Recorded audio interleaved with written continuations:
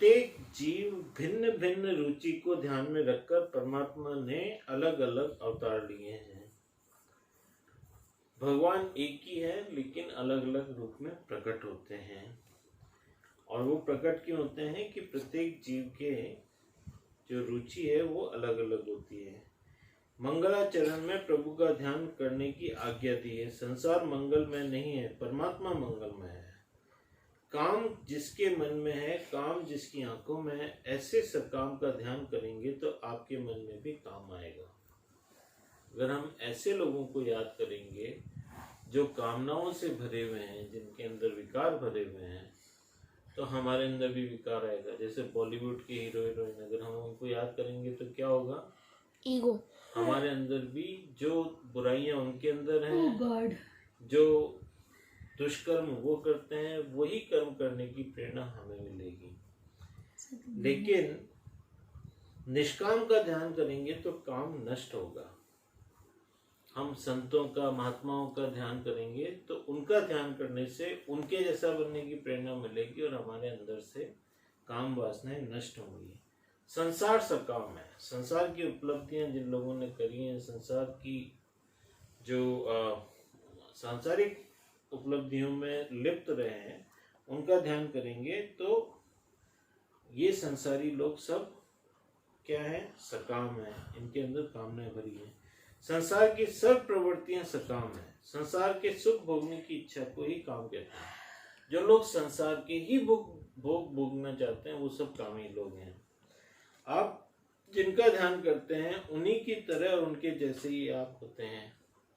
ये हमने पहले भी देखा था ना कि वो येलो वाला जो पतंगा होता है वो वर्ब्स लेके आता है और वो वर्ब्स पूरे दिन उस पतंगे को देखता रहता है तो कैसा बन जाता है?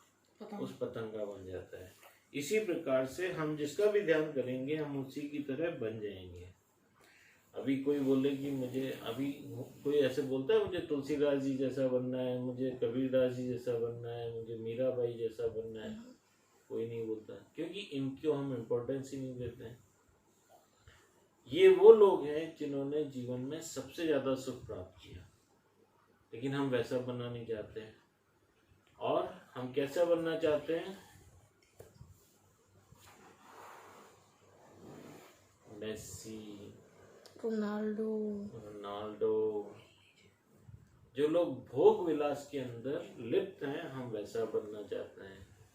अगर हमारे आदर्श खान परिवार जैसे होंगे, हमारे आदर्श बॉलीवुड के हीरो हीरोइन बनने के होंगे, तो क्या होगा? हम वैसे ही बनेंगे। तो जिसका ध्यान करते हैं आप, वैसे ही परमात्मा जाते हैं। परमात्मा का ध्यान करने वाला व्यक्ति परमात्मा के गुणों को प्राप्त करता है। हम जिस पर ध्यान करेंगे हमारे अंदर वो गुण आ जाएंगे। ठीक है?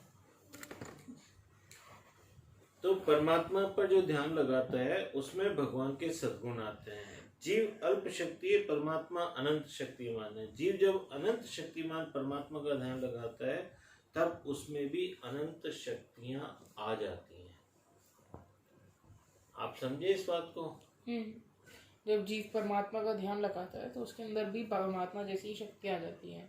क्यों? क्योंकि हम भगवान का ध्यान लगाते हैं तो हमारे अंदर भी भगवान जैसी शक्तियां आ जाती हैं। ऐसा प्रत्यक्ष में होता है। जीव जब अनंत शक्तिमान परमात्मा का ध्यान करता है तो उसमें भी अनंत शक्तियां आती हैं। ध्यान करने से शांति मिलती है, जगत को भूल जाते हैं, आनंद की अनुभूति होती है। आनंद जगत में नहीं है, आनंद जगत को भूलने में है। परमात्मा के ध्यान में जगत को भूल सकते हैं और जगत को भूलने पर आंतरिक आनंद की वृद्धि होती है। ध्यान करने वाला यह भी भूल जाता है कि मैं ध्यान कर रहा हूँ और इसमें ध्यान करने वाला ध्येय में एक रूप हो जाता है। ध्येय मतलब लक्ष्य, टारगेट। जब हम ध्यान करने लगते हैं और परमात्मा का ध्यान करते हैं तो परमात्मा की अनंत शक्तियां हमारे अंदर आ जाती हैं और हम उन अनंत शक्तियों से अपने जिस आनंद में परमात्मा सदैव स्वयंभू आनंद में आनंदित होता है, हम भी उसी आनंद के अंदर आनंदित होने लगते हैं। और ध्यान करने से शांति मिलती है। किससे शांति मिलती है निशान? ध्यान को। जब हम ध्यान करेंगे तो हमें शांति मिलेगी। और परमात्मा का ध्यान करने पर जगत विस्मृत हो जाता है, हम जगत को भूल जाते हैं। तो परमेश्वर का ध्यान लगाने से जगत जो है वो हमारी विस्मृति में आता है, और जब जगत विस्मृति में आता है तो हमारे अंदर के परमात्मा का ध्यान लगता है और हमारे अंदर आनंद की वृद्धि होती है। और ऐसा समय जब आता है जब हम जगत को भूल जाते हैं और परमात्मा के ऊपर हमारा ध्यान लग जाता है, तो उस समय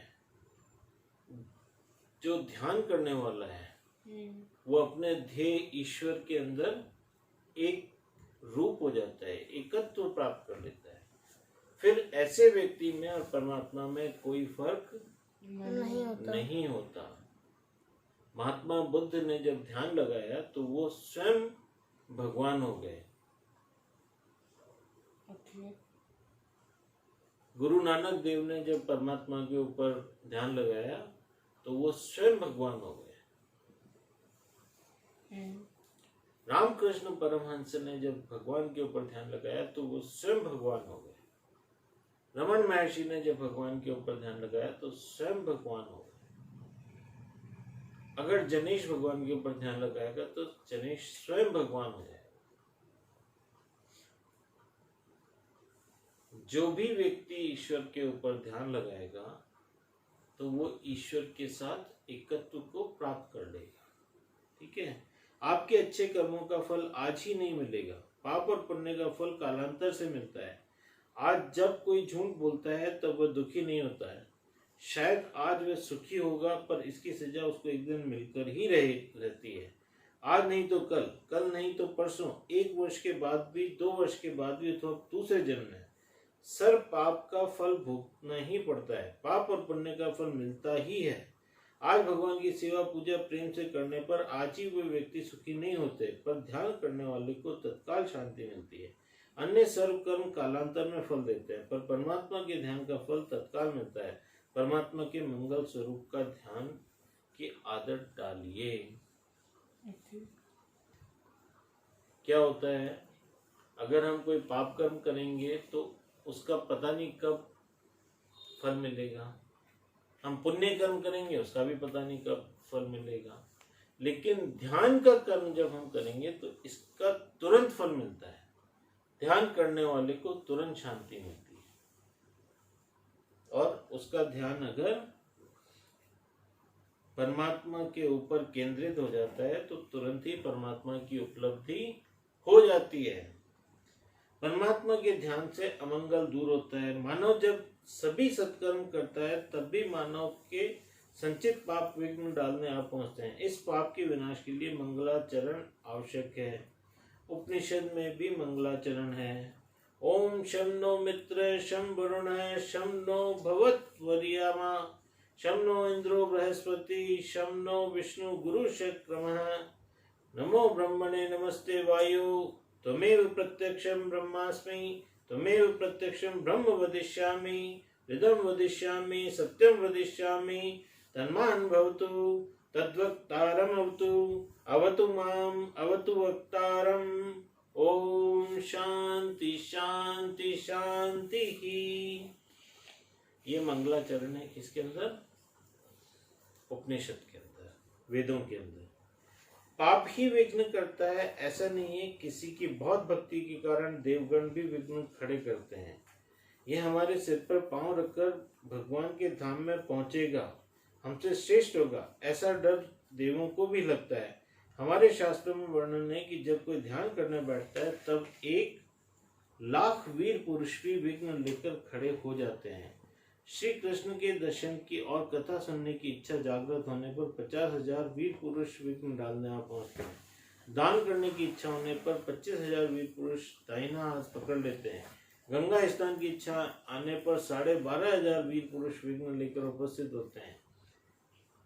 मतलब जो सत्कर्म करने निकलता है तो जो देवता लोग हैं उनको लगता है कि कहीं ये मेरे से आगे नहीं निकल जाए, तो वो उसको रोकने पहुंच जाते हैं कि भैया रुक जाओ, सत्कर्म मत करो। और कुछ नहीं हुआ तो निद्रा देवी आ जाएगी, वो आपको सत्कर्म नहीं करने देगी, कथा भी नहीं सुनने देगी। तो ये जो विघ्न डालने वाली शक्तियां हैं वो किसी को सत्कर्म करने नहीं देना चाहती, क्योंकि वो अगर सत्कर्म करेगा तो क्या होगा, वो उनसे आगे निकल जाएगा। होता है ना, जलसी होती है, हम लोग तेज दौड़ते हैं तो कोई टांग अड़ाने की सोचता है कि ये मेरे से आगे निकल जाएगा, तो ऐसा यहाँ पे भी होता है। एक बार श्री कृष्ण हस्तिनापुर में विराजमान थे, धर्मराज के दरबार में सत्संग चल रहा था। तब एक ऋषि ने किसी विषय में कहा कि शास्त्र में ऐसा वर्णन है।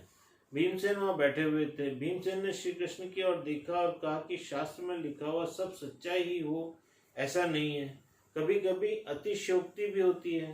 गंगा स्नान में कौन विघ्न डालता है? प्रभु ने कहा, भीम, शास्त्र जिन्होंने लिखे हैं उन्हें कोई स्वार्थ नहीं था। वे वृक्ष की शाखा के नीचे रहते हैं, फल खा जल में निर्वाह करते हैं, वे क्यों झूठ लिखेंगे? विघ्न करने वाला दिखाई नहीं देता, पर विघ्न आते ही रहते हैं। भीमसेन ने कहा, अच्छा देखता हूँ गंगा स्नान में कौन विघ्न डालता है। कोई विघ्न लाएगा तो मैं उसे मार डालूंगा। हाथ में गदा लेकर भीमसेन गंगा तट पर खड़े रहे। वे वहां 12 घंटे खड़े रहे। कई लोग स्नान कर रहे थे, कोई विघ्न नहीं डाल रहा था। 12 घंटे के बाद भीमसेन ने कृष्ण के पास जाकर कहा, महाराज आपका ये श्लोक झूठा है, मैंने स्वयं अनुभव किया कि गंगा स्नान में कोई विघ्न नहीं डालता है। प्रभु ने कहा, भीमसेन, शास्त्र झूठा है ऐसा नहीं कहना चाहिए। संत मिथ्या कहते नहीं, स्वार्थ व्यक्ति झूठ बोलता है। जिसको स्वार्थ नहीं है वह क्यों झूठ बोलेगा? 12 घंटे तुम वहां खड़े रहे पर तुमने गंगा स्नान किया ही नहीं। भीमसेन ने कहा, महाराज मैं तो गदा लेकर खड़ा था। श्री कृष्ण ने पूछा, तुमने गंगा जी को प्रणाम किया? भीमसेन ने उत्तर दिया, नहीं मैंने प्रणाम नहीं किया। श्री कृष्ण ने कहा, तभी श्लोक सच्चा है कि तुम्हारे जैसे वीर को भी किसी ने पकड़ कर रखा जिससे तुम स्नान नहीं कर सके। समझ में आई आपको स्टोरी? भीमसेन गए गंगा जी के किनारे। उन्होंने ऐसा सुना, शास्त्रों में लिखा हुआ है। क्या लिखा हुआ है? कि शास्त्रों में लिखा हुआ है कि वीर पुरुष को भी पुण्य कर्म करने से कोई रोकता है। तो भीम ने कहा, ये बात शास्त्रों में गलत लिखी है। तो भगवान कृष्ण ने समझाया, शास्त्रों में कोई चीज गलत लिखते नहीं है, क्योंकि जो लोग लिखते हैं उनका निजी स्वार्थ कुछ नहीं होता। वो तो पेड़ के नीचे रहते हैं और ऐसे ही पत्ते बांध लेते हैं। उनको कोई मकान नहीं बनाना है, दुकान नहीं बनानी है, उनको तो भगवान का नाम लेना है और दूसरों का भला करना है। तो वो गलत क्यों लिखेंगे? तो बोला, नहीं मैं सिद्ध करके रहूँगा कि इसमें शास्त्रों में गलत लिखा है संतों ने। तो भगवान ने बहुत समझाया, शास्त्रों में कोई भी बात गलत नहीं लिखी हुई है। गलत कौन लिखेगा? जिसको कोई स्वार्थ होगा। लेकिन शास्त्र लिखने वालों को अपना सेल्फिश तो कुछ था ही नहीं। उनको इससे कोई कमाई करनी नहीं थी, उनसे इनको कोई अपना खानदान चलाना नहीं था, उनका खानदान था नहीं, तो वो गलत क्यों लिखेंगे? उनको वैसे भी दूसरों की सेवा ही करनी थी। तो भीम बोला, नहीं ऐसा नहीं है, शास्त्रों में गलत लिखा है, मैं सिद्ध करता हूँ। वो चले गए गंगा जी के किनारे और वहाँ लोग आ रहे नहा रहे चले जा रहे, आ रहे नहा रहे चले जा रहे। तो उसने कहा, भगवान 12 घंटे से खड़ा हूँ, किसी भी नहाने आने वाले को विघ्न आया नहीं। तो भगवान ने कहा, तुम 12 घंटे से खड़े हो, तुम नहाए क्या? बोले, नहीं मैं नहीं नहाया। तो बोले, तुम्हें किसने रोक रखा था? हमारे को पुण्य कर्म करने से हमारा ही अहंकार रोकता है। और भीम जैसे सत्पुरुष भी वहां जाकर के बिना गंगा स्नान किए चले आए। तो भगवान कहते हैं कि तुम्हें किसने पकड़ कर रखा, जिसने तुम स्नान नहीं कर सके। सत्कर्म में विघ्न आते हैं, इससे प्रारंभ में मंगलाचरण करना चाहिए। श्री कृष्ण पूर्ण निष्काम है, इससे श्री कृष्ण का सब कुछ मंगलमय है। मानव की अधिकांश मंगल होता है। मानव के मन और बुद्धि से काम निकलता नहीं है, इसी से मंगला में परमात्मा के ध्यान की आज्ञा दी गई है। इसलिए हमें भगवान का सतत ध्यान करना चाहिए। बोलिए श्री कृष्ण भगवान की जय।